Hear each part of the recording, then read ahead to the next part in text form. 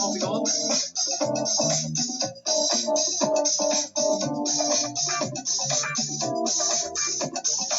Not yet. 2v2.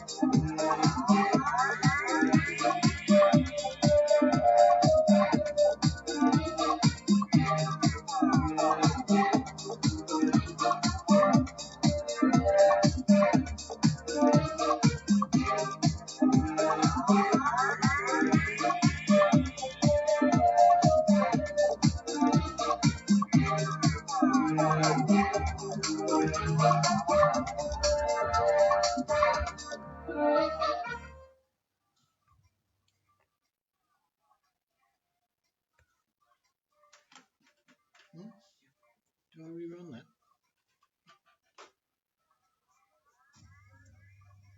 Do you want to go? Oh, this one we need to go.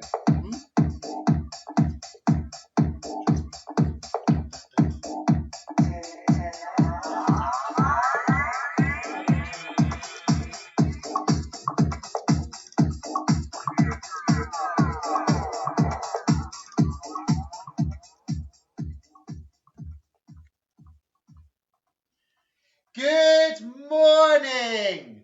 Good morning, good morning, good morning, everybody. Can you see me? Okay. Welcome, welcome, welcome to our 18th week. Can you believe it is our 18th week of Unleashed Virtual Community Drama? So guys, we've got a special session for you today. It's jam-packed again. We're carrying on with our theme of monologues this morning, and we have a very, very special Throwback Thursday. Throwback Thursday, because we are looking back at not only a mouthful of seasons, but particularly Cross and the Switchblade. The Cross and the Switchblade. Okay, look here. Cross and the Switchblade. We have got a reunion of the cast. So and we've got something really fab to shout about later. Quite a big bit of news coming up later on in the drama club this morning. So we thought, first of all, we're going to do something a bit different. We're not going to do a quiz this morning. We've got a lot of people appearing. We thought, first of all, we would start off with a little bit of Pictionary. Pictionary. So if you don't know Pictionary is where you basically, let me just move this in a bit. That's it. Can you see? That's the one. Okay. So this is where, guys, what we're going to do is, it's a bit like charades, but I'm going to draw it and then you've got to tell me what it is. So, and these are all famous actors. So today we are doing all famous actors who have done monologues, who have done sort of famous monologues. So this is the first one, okay? First name, second name. So what we're doing first of all, okay, is the first name. Okay, so you've got to tell me, try and guess what this is. Okay, so...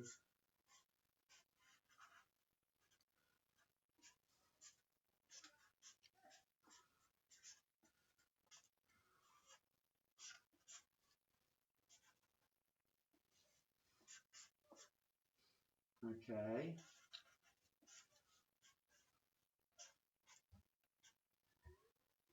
Oh my goodness. Oh my goodness, it's not very good. It's not very good. Okay, right, here we go.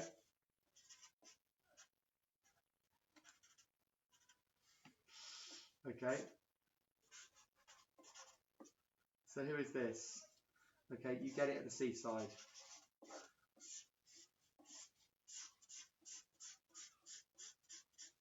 And who's this? That's the first name. Okay. That's the way to do it. Oh, gave it away. That's the way to do it. Okay. Surname.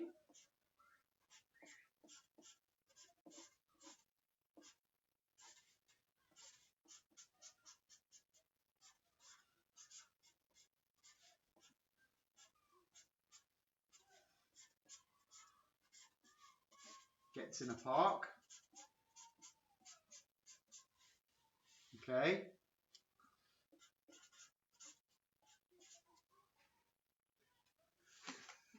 Okay, anybody got that? Let's have a little look here. Ed's here. This is good. Punch and Judy, yes, you're right. Who is it? Punch and Judy and Bench. So who's the famous actress? Can we scroll down? Can we see if there's anyone there? You're right, it is Judi Dench. Did anyone get that? Judi Dench. Right, okay, that's the first one. Right, second one. Here we go. Second one. Righty. Okay, again, this is an actor. First name, second name. Okay, can you see that? First name, second name. Okay, so the first name. Right, here we go.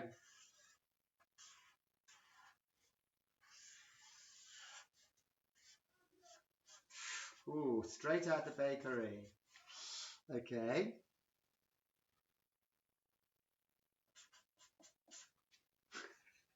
Okay. See what that is? Yeah? Let me see if I can make it slightly clearer.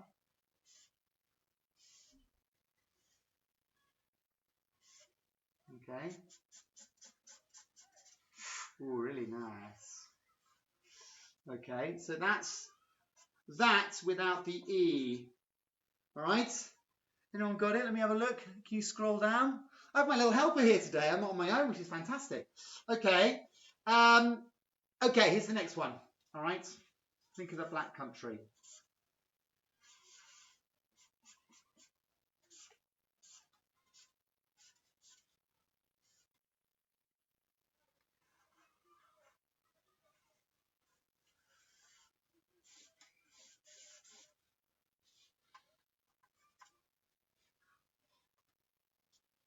Okay.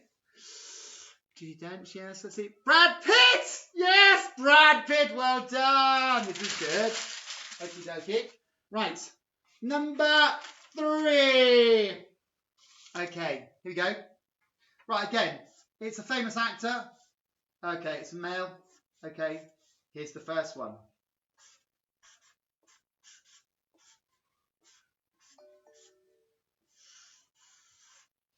Okay, little cat.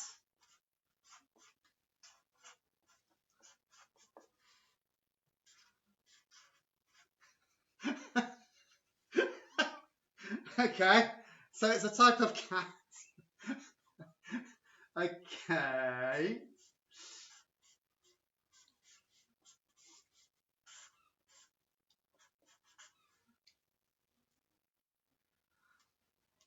Okay.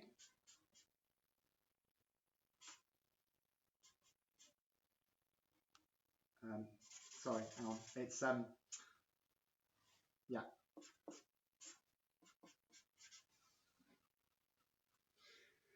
Anyone got that? Let's have a little look here. Let's have a little look here. Claudia, you're watching. Right, let's have a look here. Okay, Claudia, this is great. Tom Hanks, well done, Claudia. This is good. Right, okay, last one. This is hilarious. This is hilarious. Right, okay. So look, quite a long word. So this again is an actress and a singer, a musical theatre singer, fame and obviously amazing singer, incredible singer, Matt. Okay.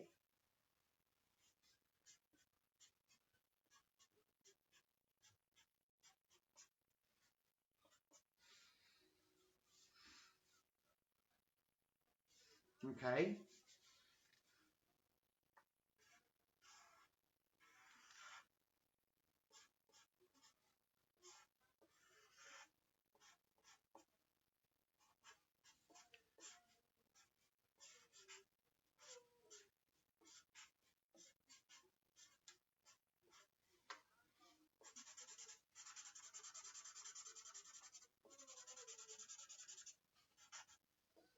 Okay, so it's this bit we're interested in. Okay.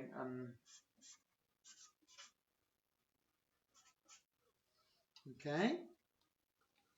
Anyone got that? Where are we up to on that? Okay. Can't even know. Rose! Well done, Barbara Streisand. Barbara Streisand. Rose, well done. Okay, that was a bit of fun. Guys, well done. Very impressed. Very impressive. This is really good. Okay, Claudia, I'm glad you're here. This is grand. Okay, so guys, what we're going to do now, we're going to talk about monologues. We've had a couple of weeks. Sorry, let me just adjust the camera so that that's right. Can you see me? That's it. We've had a couple of weeks talking about monologues, and the reason being is there are lots of different types of monologues, and I would love you to write a monologue. We've had a couple already sent in. Some of them are really great, really fab. The monologue that Alexa did last week, my goodness, so brilliant, absolutely fantastic. We're going to look at a couple of monologues now from stuff that we've done, and the reason being is that last week we talked about Shadowlands, and we talked about the type of monologues that were there. And we talked about the difference between a soliloquy and a monologue. And we talked about a monologue whereby it was like C.S. Lewis actually addressing a crowd in real life, like he would be in a proper meeting. And that's one type of monologue. Then there was a soliloquy where we're actually hearing C.S. Lewis's thoughts. And then this week we're going to look at a very different type. When Robert Bolt wrote A Man for All Seasons, there are two types of monologues. So we're going to look at them now. The first one is the common man. Now, the common man was like a sort of almost like a narrator or like a Greek chorus who introduced the play and who said, right, this is what the play's about, you know, this is who I am, and you're going to see these people, and here we are in the time of Henry VIII. We're going to see it in a second. Oh, look, the dogs are barking. Hilarious. And then we're also going to look at a monologue of Thomas More. And the interesting thing about the monologue we're going to look at as well from Man for All Seasons is that this was taken from a transcript of the actual trial of Thomas More. So the monologue that he gives at the end of the trial is actually it's taken. Robert Bolt just lifted it as a historical document. And what was interesting, I don't know whether you saw Hilary Mantel's Wolf Hall, but when they did that same scene, they did exactly the same. Thomas More absolutely read the original transcript from the trial. So we're going to look at these now. It's lovely to have lovely Blair first of all, and then yours truly. So we'll have a quick look at this, and then we'll come back and we'll talk about monologues again. So here we go. You know, it's strange to start a play about kings and cardinals. With me, I mean, a king starting a play. we'd have a fancy costume. An intellectual, loads of fancy words. But this? This is a costume? I'll tell you, if she'd let me come out here naked like I wanted to, I would have showed you something that didn't need no words, I can tell you. Hey. Anyway, I need a costume.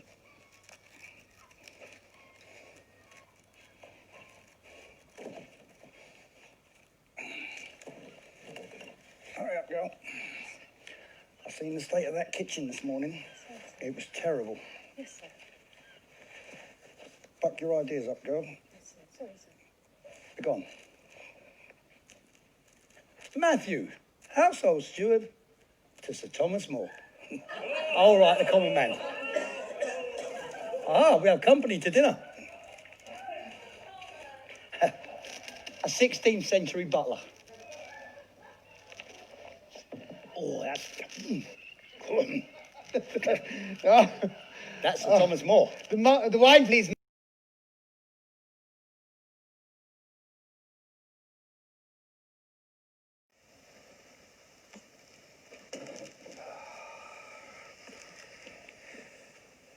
To avoid this, I have taken every path my winding wits could take.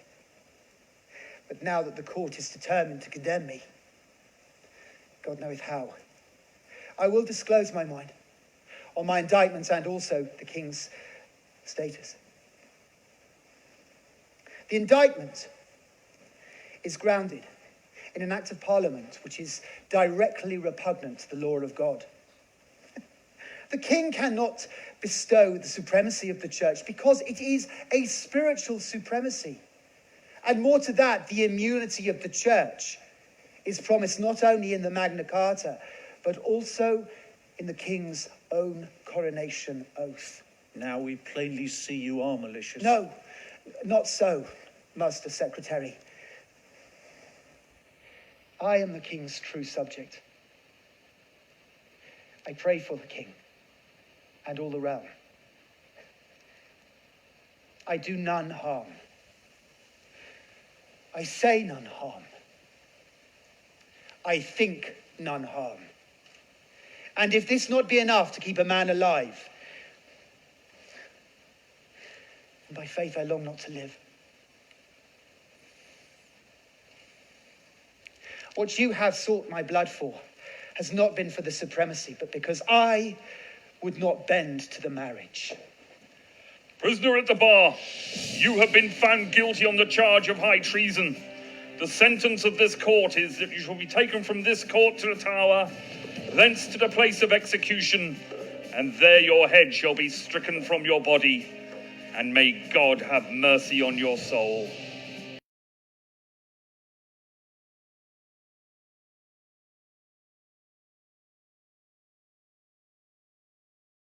But there you see two very, very different types of monologue. So, guys, we're going to keep it open, the old monologue. We have got a very special announcement coming up later on this morning.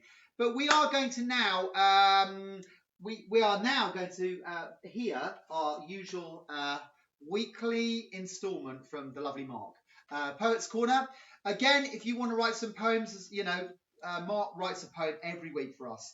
And this week, he's written one about a man for all seasons. So let's go over to Mark. Oh my goodness, so here we are, Poets Corner again. This is great. And every week it's a real treat to have Mark here with us. Look at him, look at that face. This is Mark when he was in Black Comedy. But Mark joins us every week and he always makes us laugh, puts smiles on our face. I just love his poems. So, Mark, you're here live today, which is great. I'm loving it. It's great stuff. So, since I've been in Unleashed, the first actual play I was in was A Man for All Seasons. Which starred Ryan Harris. That was it. Yeah, that Flash guy who played the lead part. It was brilliant. Yeah. But I was in that. I'd done the first Under One Roof, but that was the first play, and I was an extra. I played a minstrel and a courtier, and I was part of the jury. But it gave me a really good insight in how putting a play together works, how the rehearsals work, and everything else. And it was very valuable for me when I started to move on and do principal roles and bits and bobs and other things I've done with Unleashed. So after the play itself, I decided to write a poem about it. And unsurprisingly, the poem is called A Man for All Seasons in 24 lines, subtitled I'm Feeling Light-Headed. So here we go. Thomas Moore, with his chin on the floor, not having a very good day. The house in hock, a chip off the block. What else can I say? It all started some years prior, when Wolsey landed in the mire. He was the man who had the scrolls, and look what happened to him. Thomas said, is this for real? I've got a grip of the Great Seal. This will really do for now. Yeah, all I'll do is scrape and bow. Henry VIII was a bit of a lad. His granny said he wasn't all bad. Seen as a misogynist, well, it's better than having one off the wrist. He always liked the job done proper. Very handy with his chopper. Heads, he said, would begin to roll, so he really let it swing. And in the end was Richie Rich, seen by most as a bit of a snitch. Now that all the rest have gone, where is that stuffed swan? Thank you. Very good. Very good. My goodness, really, really good. Oh, Mark, Yeah, really great. You know, I mean, you got the whole plot there, particularly a bit with the swan. Oh yeah, definitely. That was the key. That was the centerpiece of a feast in those days. The stuffed swan. So, Mark, just very briefly, then, what would you say was the highlight of being in Man for All Seasons? Because you were the minstrel, you were on several, and like you said, in the jury and stuff. I mean, you know, having never done stuff like that before, was it? You know, what was it like for you? The highlight. There wasn't one particular highlight. It was just lovely being part of the whole, being part of the play and learning how it came together and all the rest of it. And of course, doing these very small parts without any speaking was a nice stepping stone to build me confidence. You know, I was out there in front of an audience, but I wasn't the focal point.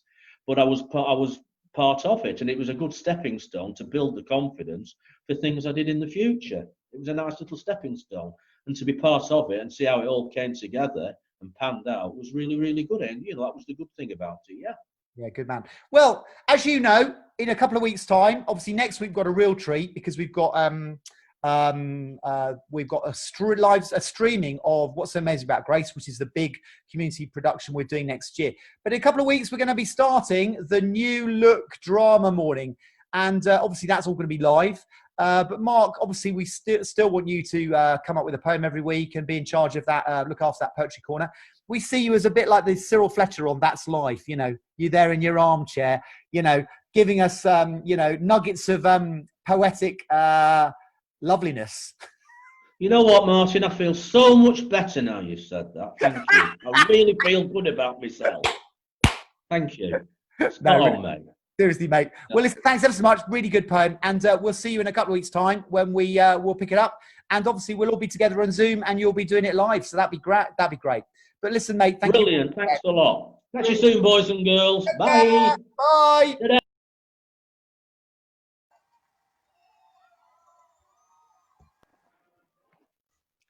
Okay, so here we are at I think it's our 4th cast reunion.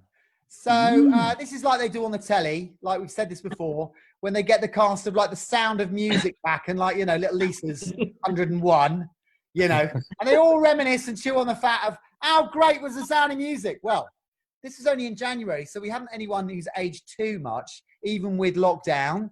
But of course, we're talking about today, The Cross and the Switchblade, which is our last major production, which I have to say was a roaring success. It was sold out artistically. It got great reviews. People loved it. People were really moved by it. But wasn't it a fantastic play? We had David Robinson on the other week talking about it. But it's great to have Bevis here, who played David Wilkerson, and it's great to have Ed, who played Nicky Cruz. So, guys, let's start with you. I mean, Bevis, you've done loads with us. I think the last thing was Man for All Seasons, I think, and you've done, obviously, Under One Roof. It's lovely having you back. How are you, mate? And how's it all going? I'm good, thanks. Yeah, it's good. Great to see everybody. I've sort of missed everybody. It all suddenly ends and I don't see anybody again for ages. So it's really nice to see some of you back here again.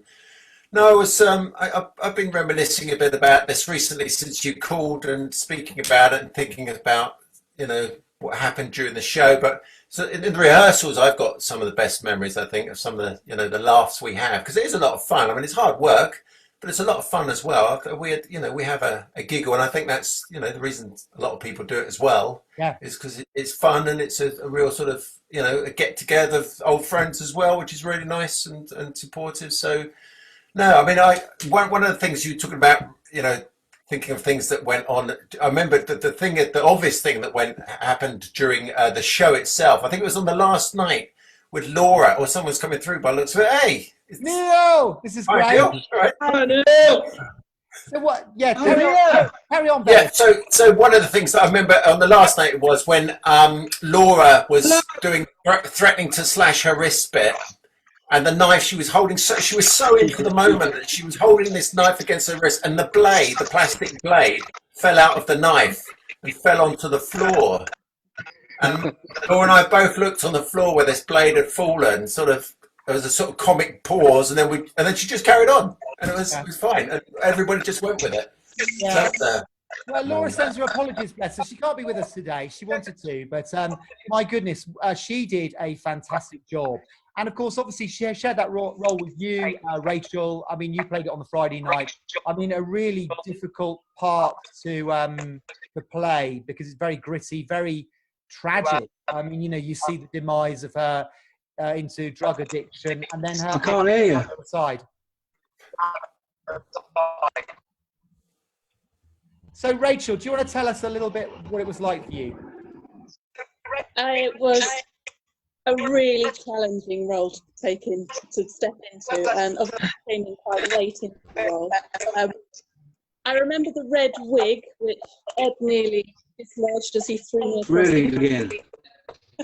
And the heels and the leather pants, but it was the trying to get the right emotion in the right places it was a real roller coaster from one stage to the next as you were slowly deteriorating into this drug-fueled haze. Yeah, it was probably my most challenging part yet. Yeah, I mean, I think the thing about you, Rachel, was you did a fab job because obviously you've sort of been along in a supportive role. I mean, you've played so many really big parts for us. And I think for you were really cast against type.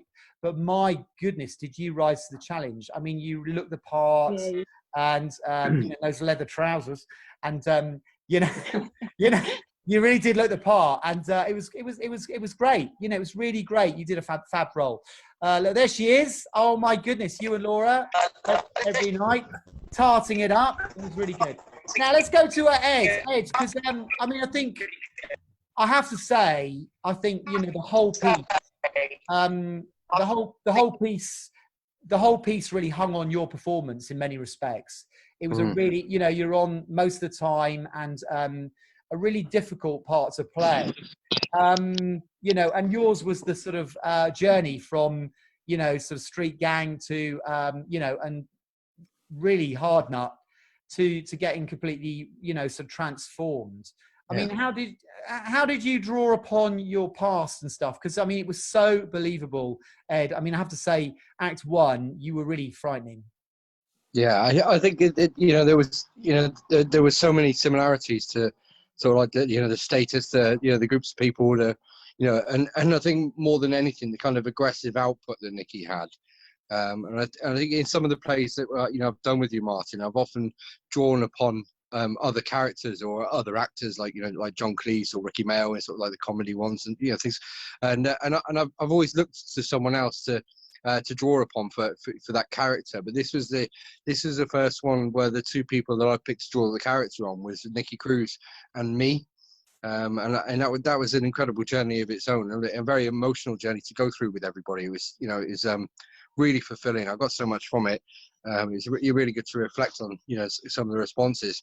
And I think on one of the nights there was somebody who hadn't seen me for, you know, since I was like that, and she'd come down to see Wayne from London, visited to see Wayne, and she was in the audience. And when I started to shout and kick off, she turned to her daughter and gone, "That's Ed." And she, you know, it's just like blown away that you know, that we'd ended up in the same building. And she stopped me outside and she said, like when you started shouting and kicking off, she's like, "I knew it was you." Like, wow. But yeah, I think that really drew it home as well, to see someone from then as well going, you know, recognizing me because of the character rather than, you know, rather than my character. I mean, it was so, I think what was brilliant about you guys, I mean, particularly like you and Israel, Nick Murphy, my goodness, the integrity you brought to that role, because in one sense you were sort of like drawing on a life that was very familiar. I mean, it was, and Neil, it was so fab. It was really fantastic. Alexa, you and Ed, I mean, I think you had one of the most dramatic scenes in the play, where you played the psychiatrist, and that's where Ed really sort of kicks off and is really scary. But I mean, that scene with the two of you was incredible. I mean, tell me, how did you do it, Alexa? Well, I think first of all, I don't know why, whether it's because I stepped into it late because Anne had to drop out, but I've never been so terrified doing a play as I was doing that. I was so terrified the whole time, and I don't really know why. So that's one sort of memory that I have of it. And another memory, before I answer your question, was that Ed, you were so sweet. But from when we first started rehearsing, he'd come up to me before the scene, he'd say, "I'm really sorry about this, I'm really sorry." Because obviously he was going to really shout at me and threaten me, and he was, "I'm really sorry." It was so sweet. Yeah. And then I was very fortunate, because obviously Rose, with her counselling experience, she was talking to me in the wings, and I think there was something about the things that she said that made me think I need to be very focused on this person. I'd also recently watched, what was it called? Big Little Lies. And there was a psychiatrist in Big Little Lies. And the thing that struck me about the way she did the whole thing was that she was very still when she was talking to her client. And they were telling really awful things, but she was very still, and she was just very measured and quite quiet. And so I thought, I kind of adopted that into it. But then again, the very first time that we did it, I think, Ed, when we were first we just read it through, and you pointed out a few bits that you presumably, in the way that you've done it with Anne, and you said there was the moment where you take control, and so that kind of gave me a power surge at that moment. But at that moment, when you threaten me, that's when I have to say, no, that's not fair. Yeah. And Ross said the same thing. So I think the kind of the quiet and the sort of coaxing almost, and then suddenly the no, you don't get to speak to me like that. That both those ideas were given to me by you and by Ed and by Ross. So, well, I mean, my goodness, it was so believable. I mean, my goodness, it was so believable. You know, I think it gave such an edge to the play. John, you and Neil, I mean, you guys, you were in the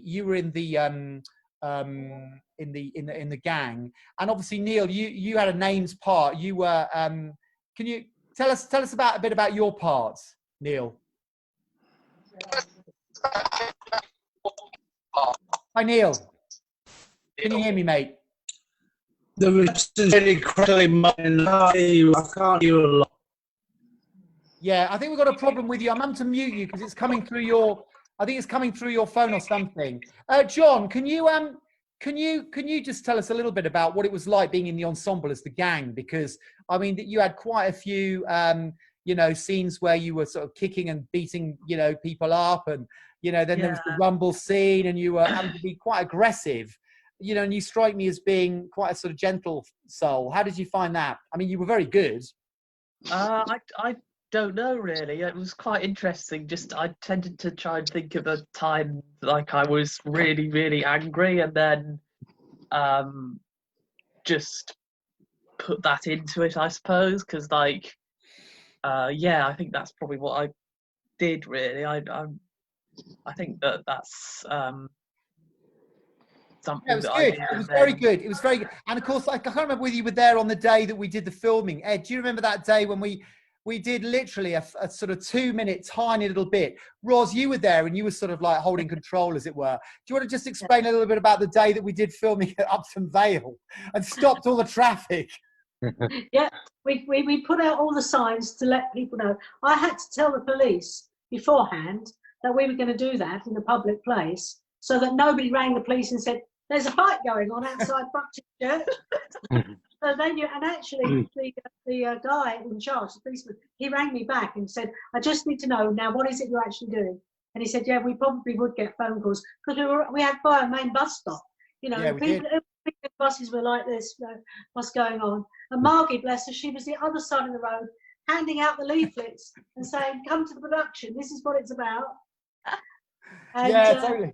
She did a great job. It was freezing cold that morning, and we had the youth from Upton Vale who absolutely loved being in the gang and running down that set of steps and jumping over the balustrades. Yeah. But what I remember is that, you know, when you did the actual fighting, do you remember we had hard faces, soft bodies? That's right. I was shouting at them, hard faces. That's right, because then we had to mirror the choreography on stage, so it matched up exactly with what we'd done on the day. So it really, I mean, it took us a long time to do. Can I just say, guys? An hour, 2 minutes. It did 2 hours, over 2 hours for just 2 minutes. Bevis, can I come back to you and Ed, because we've been talking specifically today about monologues, and David Robinson was talking about the writing. In fact, we're going to show the little excerpt when he met David Wilkerson. But do you want to just tell us a little bit about how you played those monologues? Because you had quite a few long monologues where you're like addressing like a gospel, a church and a gospel meeting, and then you're doing some street preaching, and that's quite a hard thing to do, isn't it? I mean, what did you make of all of that? It is. I mean, I kind of enjoyed doing the monologues, and as far as like learning lines, in a way they're the easiest, although they have the largest amount of dialogue. You can learn, you don't have to bounce off anybody, you don't have to wait for cues, you just have to learn the bit well and comfortably. And the bits particularly where the congregation or the gangs are shouting at me, and when I'm trying to preach on top of the box there, and when I'm in the church. We're showing that bit, Bevis. You are showing that bit. Okay, good. Well, that was a good bit.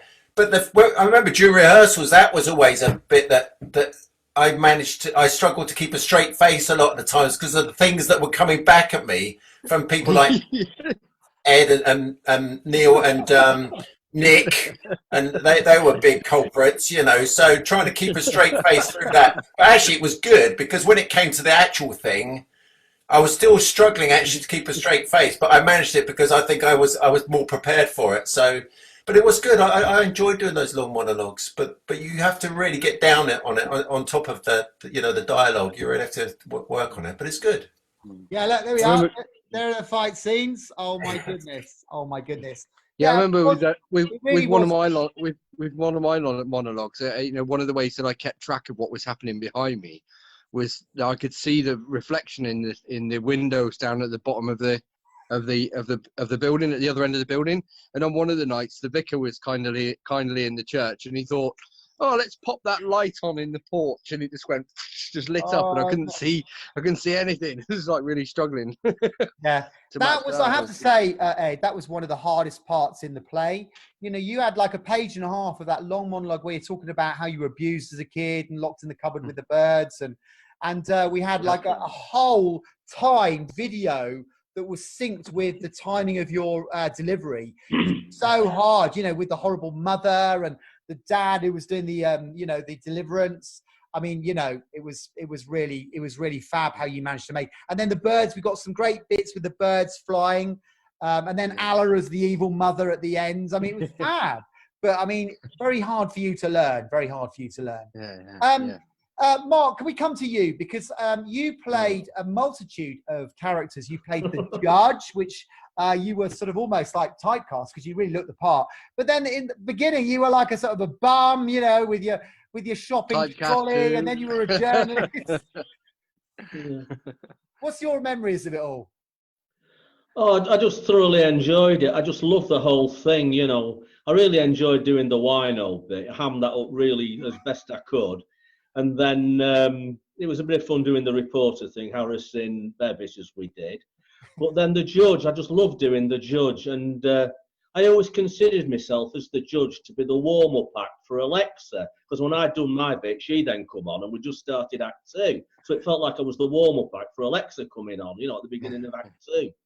But when we're doing the judge thing, I don't know if you remember that comedian, Norman Wisdom. He when he walked off, he sometimes half tripped and looked over as if he tripped over something.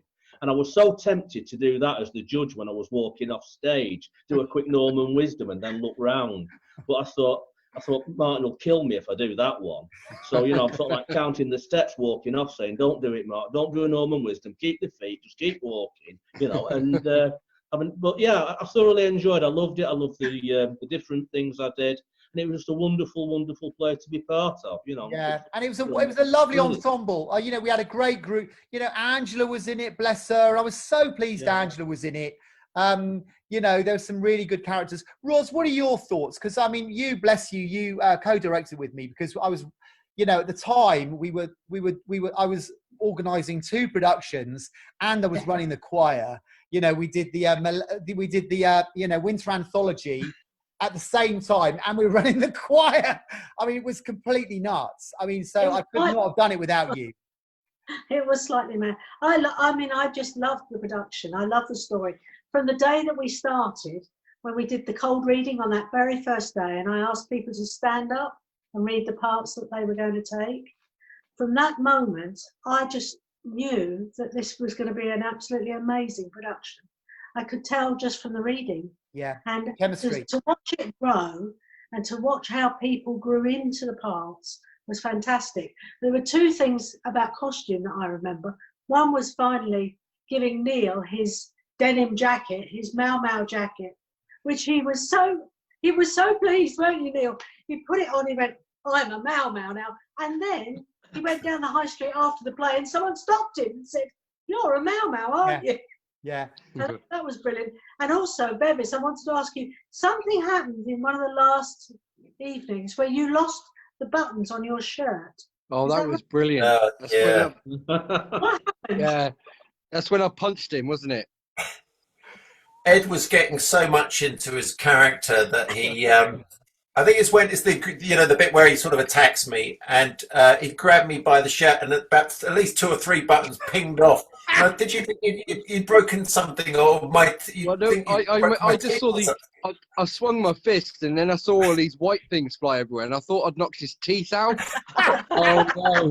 And people in the audience said that they looked like I'd knocked his teeth out, and I thought, well, it looked like that to me. It definitely looked like that to them.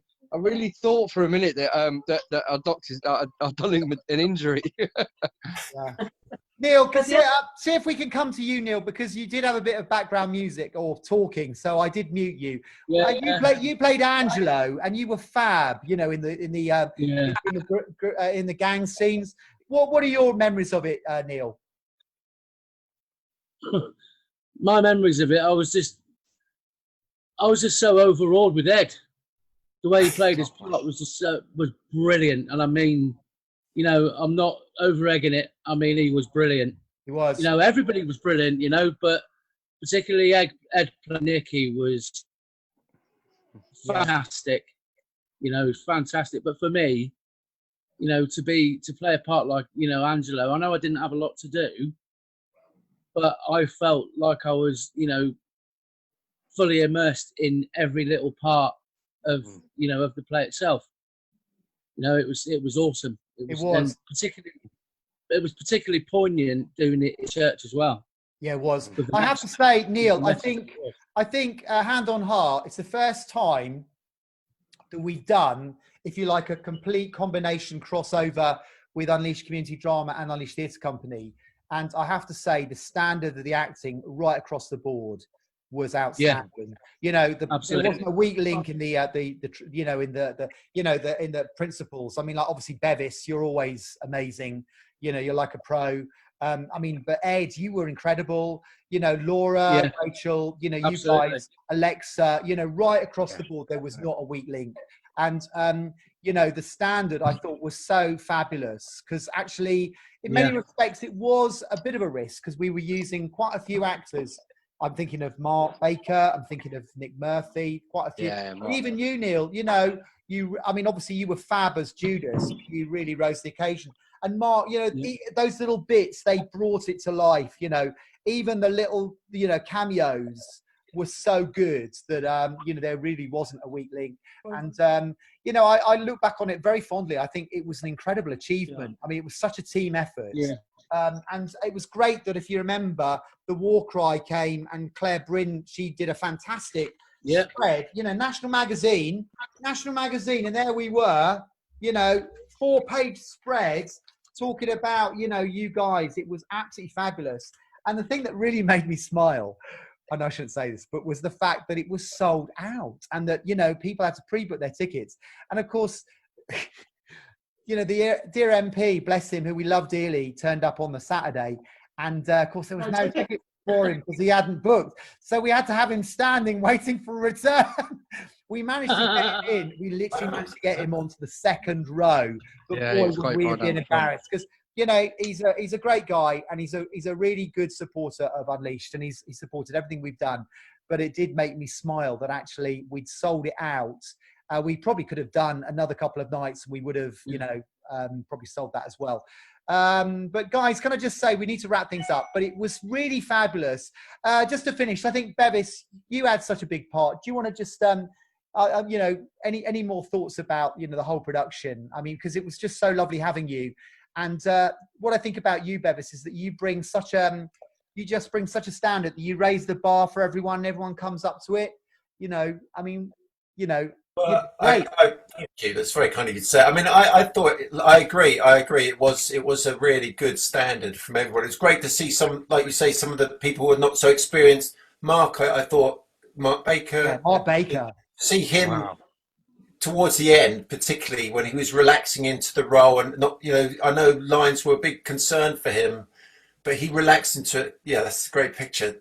You know, to see that and to see that just everybody sort of working together as a group and as a set of actors working together, I just thought it gelled really well. I thought, you know, I mean, it's a great company to work with, this, and the people that come into it.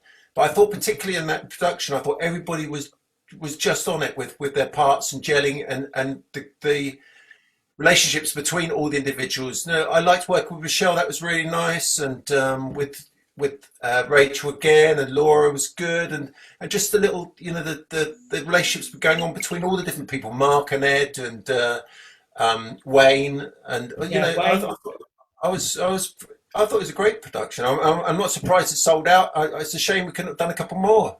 No, a couple more nights and had more people in. You know? The good news is it has been filmed and there is going to be a DVD for the cast, which is fab. Yeah. John Gingell has done a great job editing it and really captured it through the, you know, the mics and stuff. So for our own posterity. Sometimes when you try to give people good news, they don't want to hear it. Sometimes the lies they've been living gets to seem like the truth. Sometimes you've got to build up a relationship. You've got to earn people's trust before they listen to what you have to say. Sometimes I tried the Sun approach and all I got was broken cold. And I was through messing around.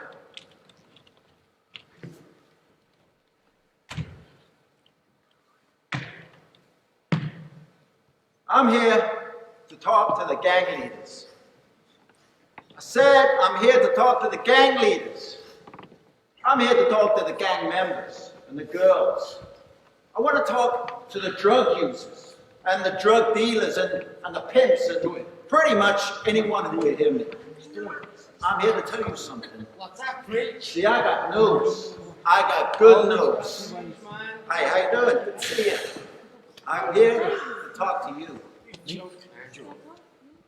Hello. I come from Phillipsburg, Pennsylvania. My name is David Wilkerson. Back home is my wife Gwen and my little girl Bonnie. But I'm not with them tonight. I'm here with you. And I'm here with you because I believe that God wants you to hear this. You see, What's he want us to hear, preach? God loves you. Oh, yeah. That's what I wanted to tell you. God loves you right where you stand right now. He knows you, my man. He knows all about you. He knows about the hatred and the anger. He knows all about what you've done, all about your past, the blood and the fighting. But you see, God cares about your future. Yeah, God cares about what's going to happen to you. You know, I first came to New York to help 7 young men caught up in the Michael Farmer trial. Some of you know that. How does that work out? I couldn't do it. I couldn't do it. The cops, the courts wouldn't let me anywhere near. But hey, God showed me something even bigger, much bigger.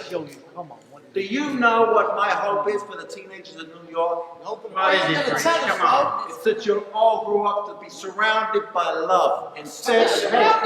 Peace instead of fear. I see a home for you. A home where you will always be welcome. Our home's the street. The door will always be open. You can come and you can go wherever you want. And there'll be lots of beds and lots of food and a great big kitchen with a huge stove. That's pretty good, huh? I didn't see it yet. I haven't seen it, but I will, honestly. Okay, but first, I want to pray for you. I want to pray that the Holy Spirit will come into your lives. I want to pray that you will accept Jesus as your Savior. He brings pardon for the past and hope for the future. No, shut up. Quiet now. Cool. That's good. Quiet. We're going to go now. Okay. Is Israel coming on? Okay. Now I know we got some pretty tough guys here in Fort Greene, huh? I'm talking to you. I'm talking to the presidents and the vice presidents. Now I know you guys are pretty tough. So, I guess you wouldn't mind shaking the hand of a skinny preacher now, huh? Oh, God, no. No, thank you. And I don't say that in front of you. He said no. Book boy. Oh, look at this. Where is he doing? Book boy. I'm book boy. I'm like, I'm the president of the chapel. Slip us some skin, man. Excuse me? You just slap it, man. You're all right, preacher. You got through to me, man. Well, Buckboard, I don't think that was me again. I think that was the Holy Spirit. He wants them to start all over again, Buckboard. Well, what I got to do? What? What I got to do? I want it. Yeah, you're gonna get it. Okay, all right. I tell you what you gotta do. You gotta kneel down right here, Buckboard. Kneel right here in the street. And you're gonna ask the Holy Spirit to come into your life. He'll make you a new man, Buckboard. He's preacher in Christ. Oh God. Here's one of your children doing something very, very hard. He is kneeling before all these people and he is asking that you make him new. He wants you to take away the pain and the hate and the loneliness. He wants to know for the very first time in his life that he is loved. And he asks you, Lord, and I know that you will not disappoint him. Amen.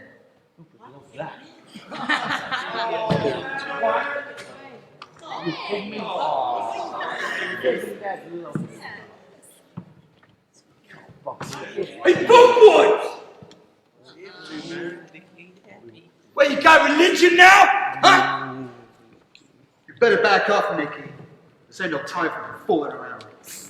I'll go with you, Buckboard. Okay, how about the Mau Maus? Oh, they're not afraid to shake the hand of a skinny country preacher now, right? Preacher, what you say, man? Where do you get it from? I'm Israel. I'm the vice president of the Mau Maus. This is Nicky, president. How do you do, Nicky? Go to hell, preacher. To hell? Jesus will get you out of hell, Nicky. You don't think much of me, do you? I can see that. But I think differently of you, Nicky. I love you, Nicky.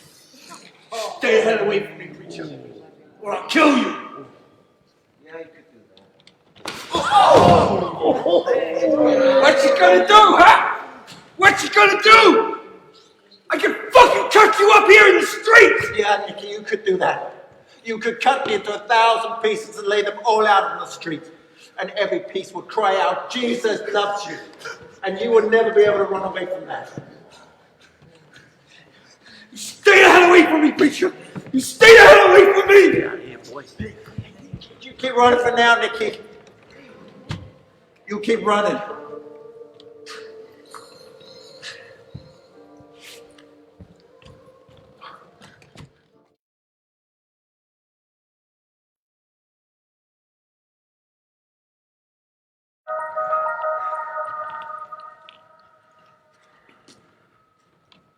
Late. Relax, man. He said he'd be here. He'll be here. Just want to get this done. I know. How come I gotta meet the vice president anyway? Is the president too busy to come and meet me? Trust me, Nicky. Israel will do. He's the best knife fighter in New York. You haven't seen what I can do yet. Oh, yeah. Forgot. You're the devil. Hey, don't joke about that stuff, man. How come you won't tell me what I gotta do anyway? I can't. You'll find out soon enough. It don't matter. Hey, Nicky, you know you can't quit, right? What? I mean, once you join, you can't quit. Lady, I haven't even joined yet. Are you talking about quitting? It's just some people do, man. That's all I'm saying. They join up, they get tired of it, and they want to quit. It's just they only talk about it once. You get me? Yeah, I get you. Man, is there something you're not telling me? What? If it's so bad, how come you joined? I ain't saying I joined. I got drafted. Say what? Yeah, didn't I tell you that? No, you never mentioned it. One day, I was walking down Lafayette, and man, there was 10 of them. Wearing jackets, carrying canes. Carlos, the president, nice guy, you'll meet him. He holds a razor blade to my eyeball. He says if I don't join, he cuts me. I said, sign me up, baby! And now I'm in for life. You decided you were going to tell me this now. Yeah. Yeah, you want to change your mind? Hell no, you still get a fight, right? Yeah. See, that's what I'm talking about, man. I don't care who I fight. I just get blood, I want to get blood on these hands. They're too white, you know? I can use zips, chains, bats, blades, bare hands. Some bastard come at me, I'm going to call my name in. Oh, you're a sick man, Nicky. You got spine. You're going to fit right in. Hey, you know what a Mabo is, right? Oh, they were these once bloodthirsty African warriors. Sounds like someone I know, right? Hey, baby, listen up. Here comes Israel. Hey, Israel, this is my man here, Nicky Crows. Nicky Crows, the guy I was telling you about. I'm Israel. I'm the vice president of the Mau Maus. So you want to join us, huh? Yeah, I just want to fight. Well, there's a few things you've got to know first. Hey, Israel, Nicky's a real fighter. Hey, Manny. Yeah? Shut up. Like I said, there's a few things you've got to know first. One, no chickens, no punks. Hey, Israel, Nicky ain't no chicken.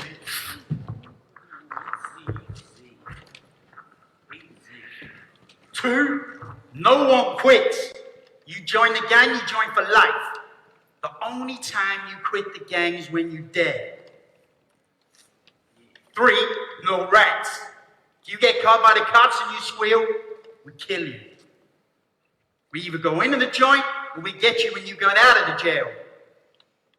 You mess with me, the last thing you see will be me spilling your insides. Hope that's understood. So how about it, baby? Still feel like joining? What if I do? Will you look after me? Well, if you do, we'll look after you. Yeah. And if you don't, hell, We'll kill you for not joining. Well, sounds like some choice. Looks like I'm joining, yeah? Yeah. You caught me in a good mood. So you got two choices. One, you stand up against the wall and I throw my knife at you. It might miss, it might not.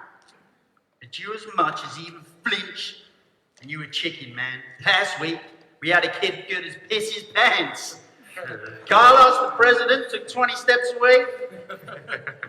Kid was crying his eyes out. So he carved that chicken up.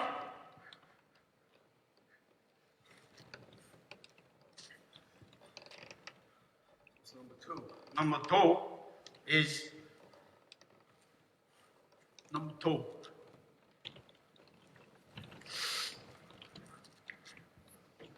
You stand exactly where you are. I pick a few of my boys, they kick all kinds of living hell out of you. You say you're tough, we'll see how tough you are. Blade, man. Okay, I'll tell you what. You pick your best boys, you find out exactly how tough I am, yeah? Hey, Manny, shut up. What are you ready for there, Mr. Vice President? I'm ready to fight and die for you now, Mouse. Ready to get some blood on these hands, yeah?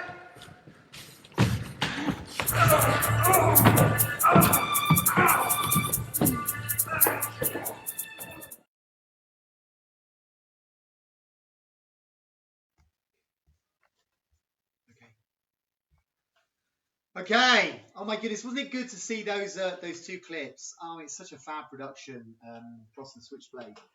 It was such a joy to put on and something to be really proud of. I think, like I said in the reunion, I think it was a real achievement, such a massive team effort. But my goodness, so really fab to look back on that. Now we have got something to shout about, and we have a couple of things to shout about today. First of which is to Holly Rogers, bless her, who came to the group for a long time. Holly was in Black Comedy. She was fantastic in that, and she was with us for a couple of years. And she's celebrating her 4th year of being clean from drugs this week. So we just want to say massive congratulations to Holly.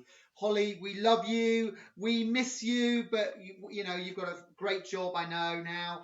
And my goodness, you completely rebuilt your life. There she is, look, with Ed in Black Comedy. Such a fab show, and well done. You know, so pleased for you, Holly.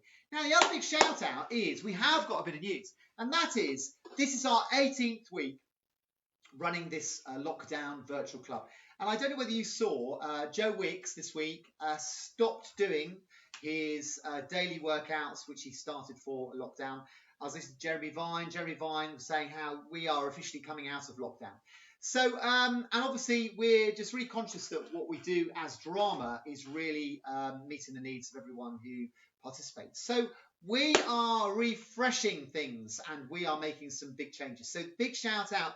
The big shout out is that actually this week is the last virtual drama group in its present form. Okay, the plan being that next week we are showing a real treat. We are showing you we're going to stream the whole of What's So Amazing About Grace, which is going to be the big community production, the main big community production that we're doing next year. We have got some really exciting stuff coming up in the pipelines. Agatha Christie Festival. Yes! It's going to be so exciting! Oh my goodness, we've been asked to do lots of really exciting things next year. But the next thing is What's So Amazing About Grace, which is a really fantastic book. This play was written about 12 years ago. We were the first company to do it officially down here in the West Country. We did it at Buckfast Abbey, massive cast, loads of great parts, loads of fantastic little spotlight parts. So it's really worth your while watching it next week. We're going to stream the whole thing. And then when we come out and we start meeting, which I'm going to talk to you about in a minute, we are going to start recruiting, and then we're going to sort of have it all auditions and parts given out by next January, so we can make a start and really start working on that. So that's the plan. Now, the plan for the club is that next week, obviously, we're going to show across the Switch, what's her name's back, Grace.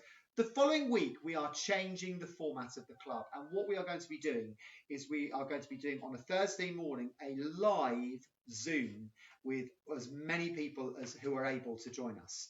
The reason being is that we have got some work coming up that we've been commissioned to do. We're doing a heritage project for Merry Mags as part of their Inspire project.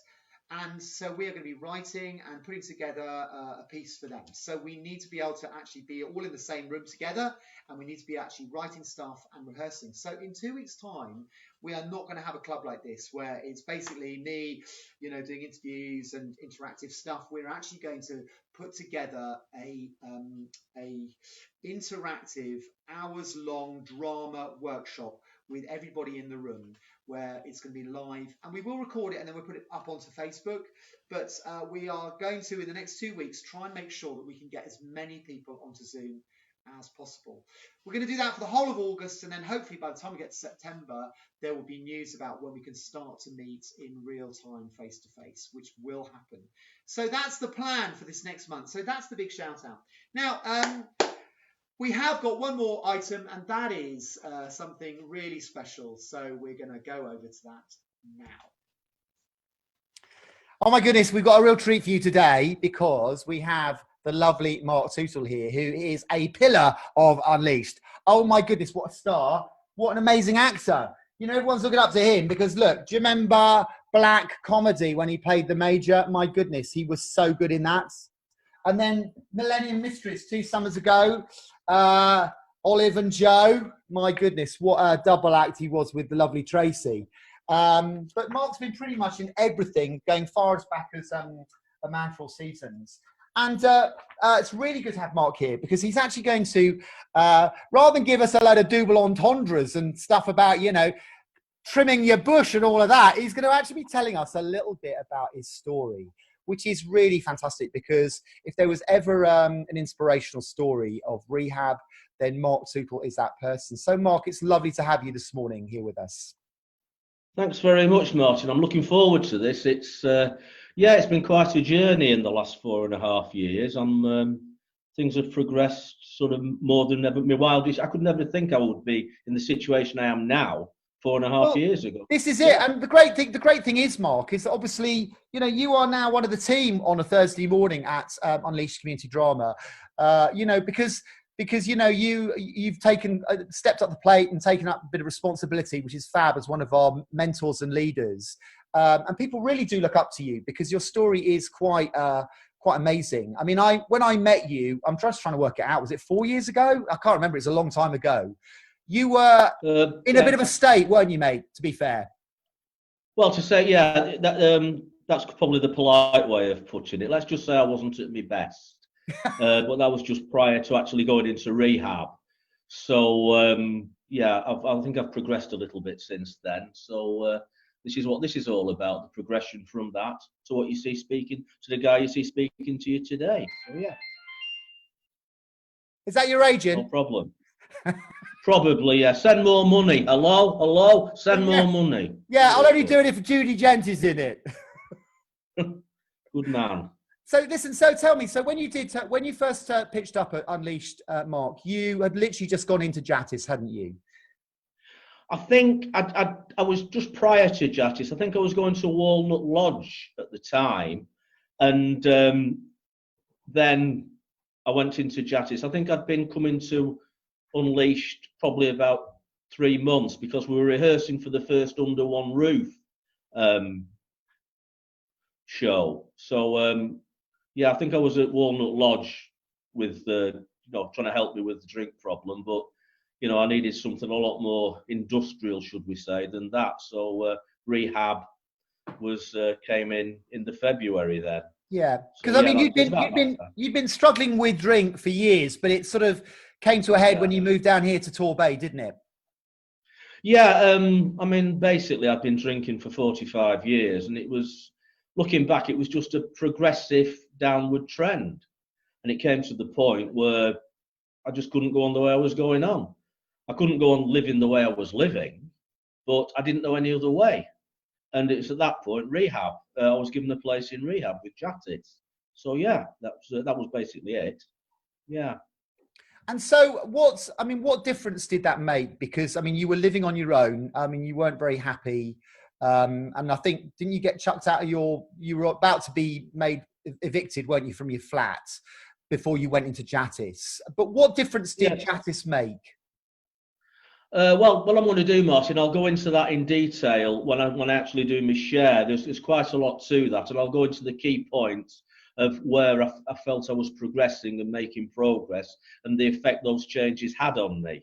Mate, do you want to do that now for us? Do you want to just share totally off the record what it was like for you? Because people do look to you, and a lot of people are struggling, and they're much further back, probably much the same as when you started coming to Unleashed.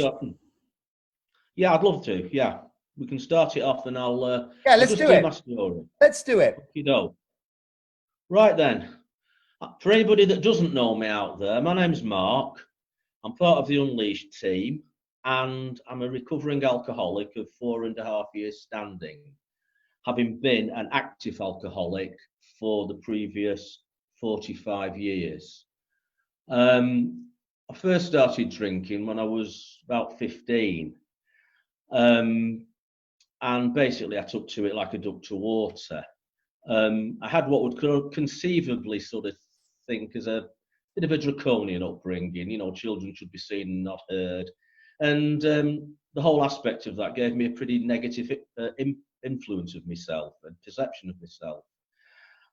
So life was all that bit harder. Anyway, when I was 15, my dad did what most dads did in them days. He took me to the pub. He was putting his coat on one Friday night, and he looked at me. He said, "Come on, V, we're going to the pub," because they talk like that up north, So he took me down the pub, and he put this pint of something called bitter in my hand and said, "Drink that and keep the gob shut." Loosely translated, drink that and don't say anything. But I took that first pint, I had a drink of that first pint, and I got this lovely warm glow, and it was a bit like the Starburst advert for the sweets, brilliant, nice warm glow in my stomach. And I thought, wow, I'll have a bit of this. I just took to it like a duck to water. After 2 pints, the world was becoming a much better place. After 4 pints, I was chatting up the barmaids. It was really great. I thought, oh, I'll have a bit of this. But the one thing I didn't know, and this is probably the key thing, is when I had that first drink, it activated the mental illness that is alcoholism. And I've heard many definitions of alcoholism in my time, but the best one I can come up with, or the one that works for me, is that it is actually a mental illness with a spiritual resolution, and it's progressive. So even for periods in the past when I stopped drinking for a while, when I started drinking again, it was pretty much as if I'd never stopped. It was just basically a continuum carrying on. And throughout that 45 years of drinking, I developed an increasing mental obsession with drink. And that was also with the physical side. I got the physical craving for drink. So the craving promoted the obsession promoted the craving. And basically, I was just on a downward spiral for 45 years. That was pretty much when rehab. I was given a place in rehab, Jatis in Torquay. At that point in time, mentally, I was all over the place. Physically, I was a bit half and half. I was about 4 stone lighter than I am now.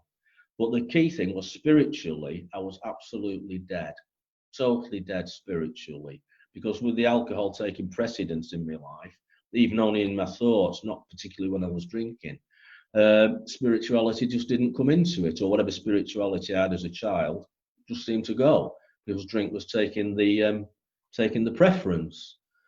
When I got a place in Jatis, my instant thought was relief, because as I say, I knew I couldn't carry on living the way I was living, but I didn't know any other way.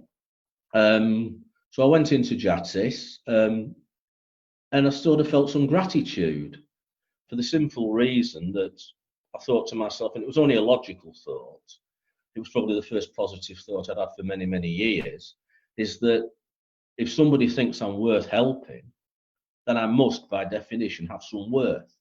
I didn't know what it was. I didn't actually believe it. It was just a logical assumption. So I went into Jatis, and basically speaking, one of the first things they told me, they said, well, when you're looking towards the sunshine, the shadows are all behind you.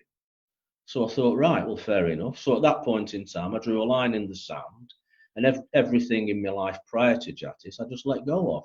I thought I'm going to focus on moving forward here, because literally speaking, I knew in my heart it was basically the last chance saloon. You know, this is it for me. If this doesn't work, I'm in a lot more trouble than I would ever have thought I could be in.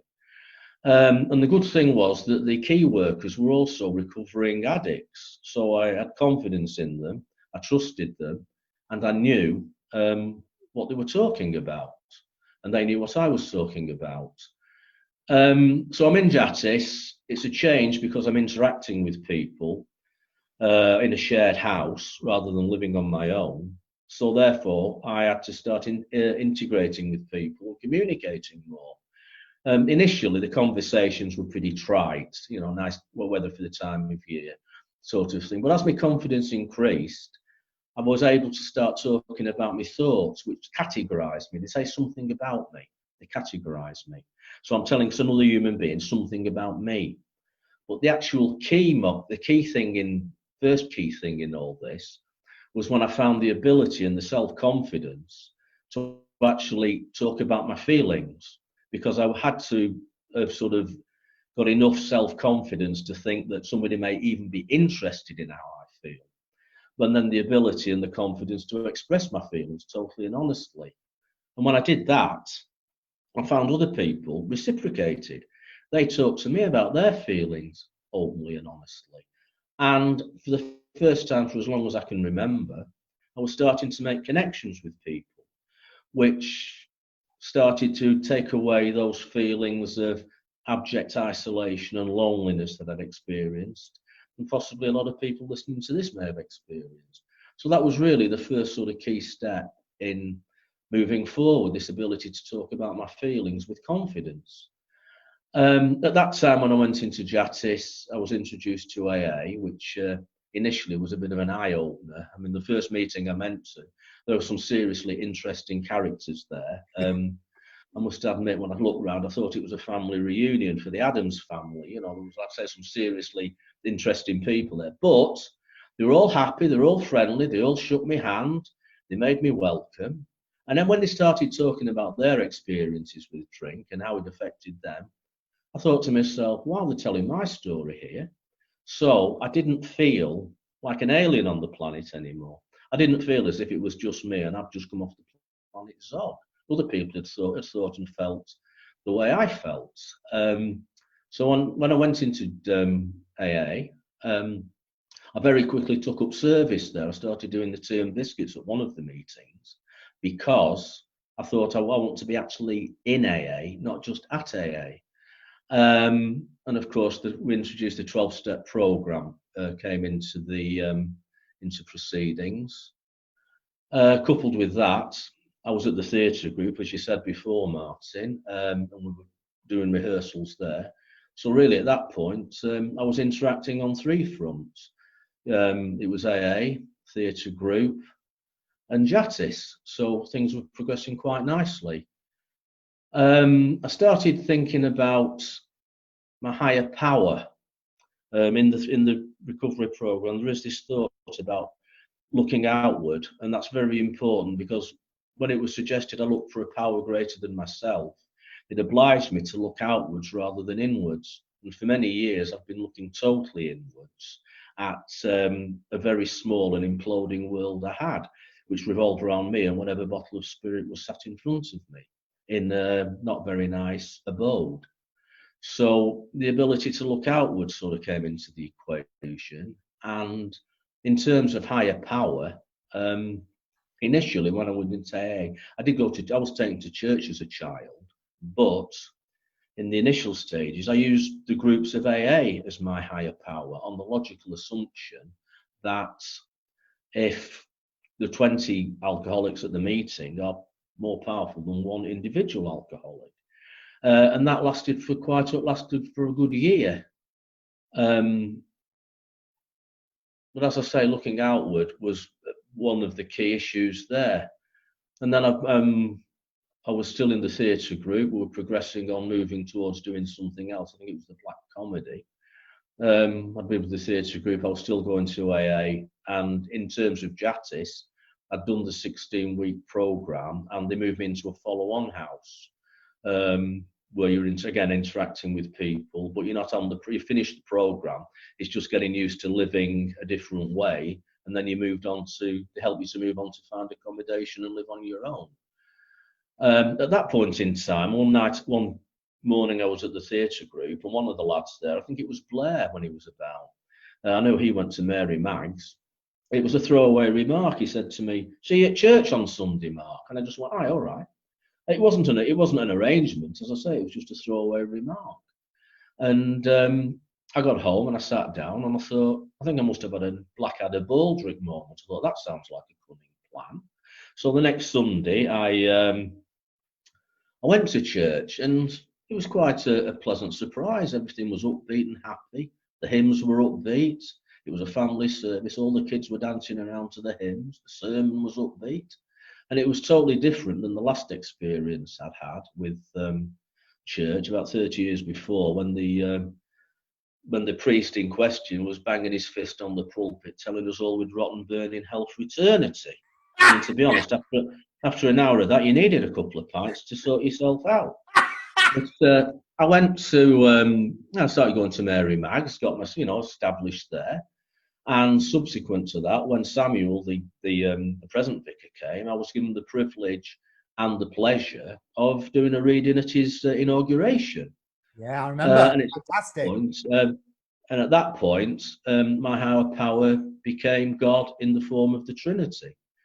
I mean, in terms of AA, higher powers are a broad spectrum.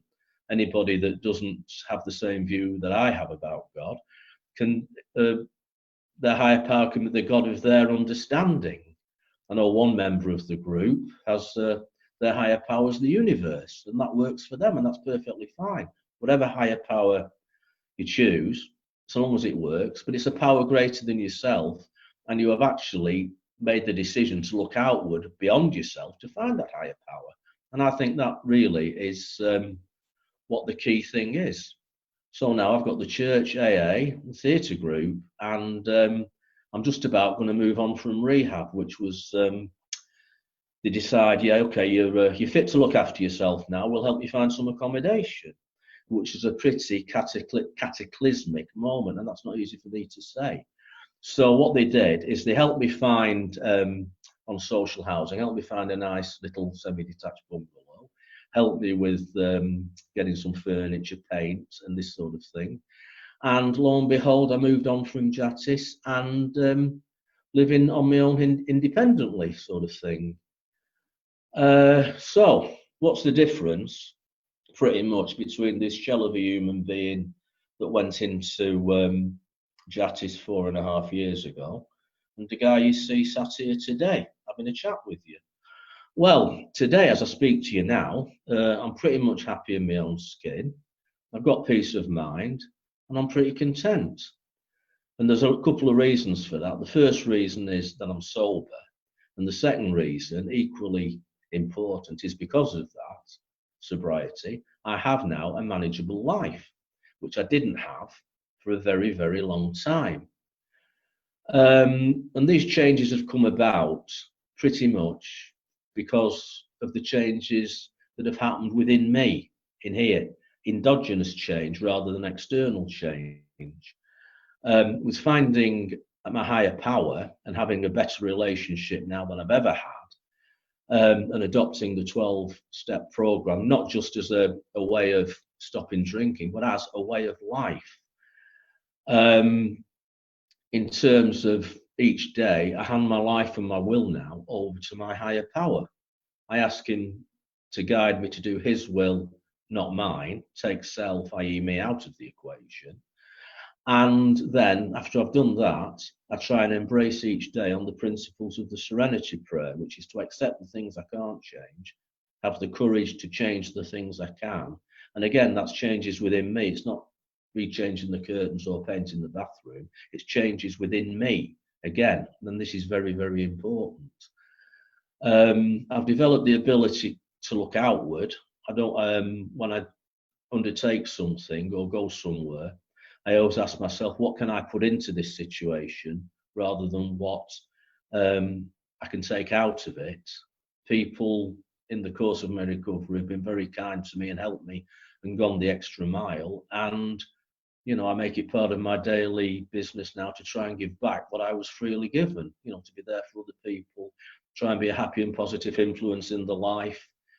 And as I say, looking outward is very, very important in Mark, that can I situation. say that I can absolutely concur with that, because you are such a positive person to have around. You know, I find you such a blessing. You know, I really count it a real blessing to know you, Mark, and to have you in Unleashed and what you bring to it. You are an inspiration to a lot of people because you do exactly that. You're looking out, seeing how you can bless others, how you can put a smile on people's faces. And mate, you do that. You do that in tenfold. You know, it's such a pleasure having you around. I mean, it's incredible. What would you say, Mark, to perhaps someone who is still really struggling with the drink, but they just can't, you know, they just can't get past that first post? What would you say to them? It's very, very difficult because each person's mindset is their own mindset in terms of being shades on a theme. I would say ask them to try and look outward rather than look inward. Just try and do that one thing initially, because while they're looking outward, they're not focusing on themselves or the next drink or whatever else their addiction is. That's the first thing I would say to them. That is the one definite thing that I think is very, very important.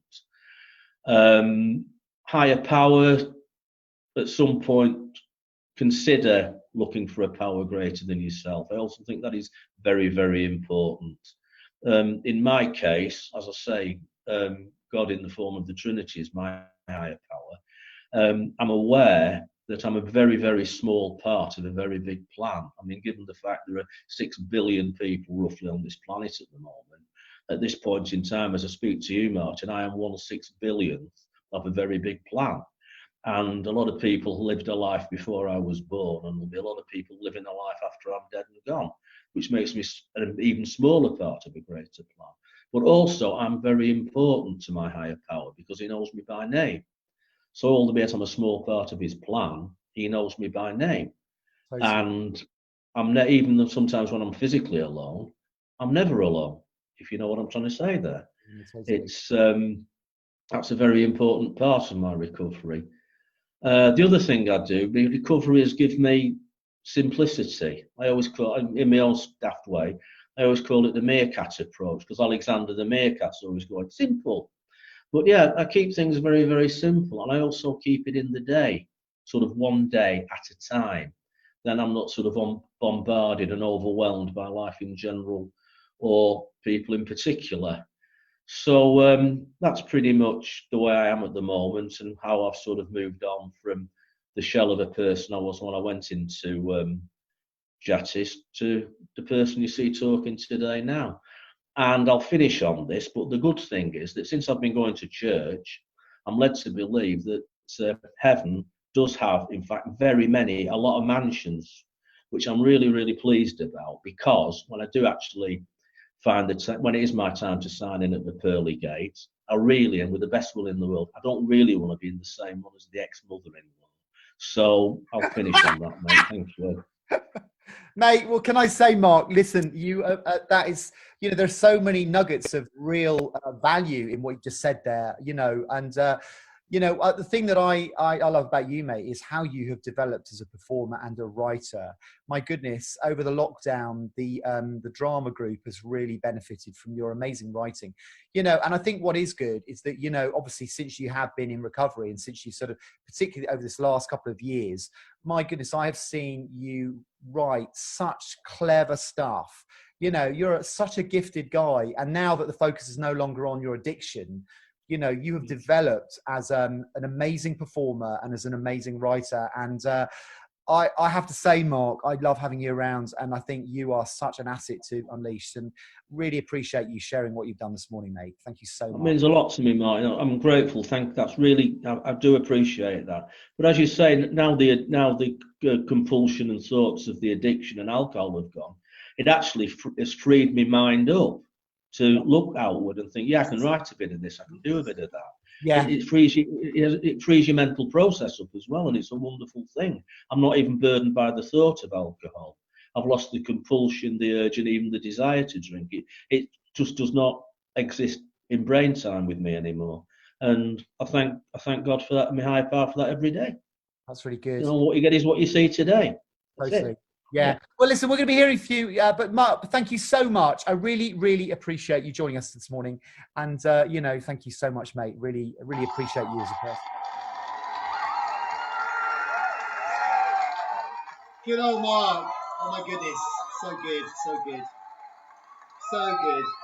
Well, guys, what I wanted to say was we're going to finish now. We are going to finish now. And obviously, like I said, this is the last virtual drama group in this format. Next week, you've got What's Amazing About Grace, which will be really worth watching. I mean, particularly if you're thinking of, you know, going for a part, it's really worth watching. Fantastic play. And then the following week, we will be sending out all the details. We need to have all your details. All those guys who have jumped on Zoom before, that will be happening. And we'll all meet together in one place in 2 weeks' time, Thursday morning at 10:30. And we will start doing some proper rehearsing and writing together. So, guys, have a great week. Keep in touch. You know, if you need to give us a call, there's Margie, Josie, Calvin, myself. Give us a call. But we'll see you next time. Take care.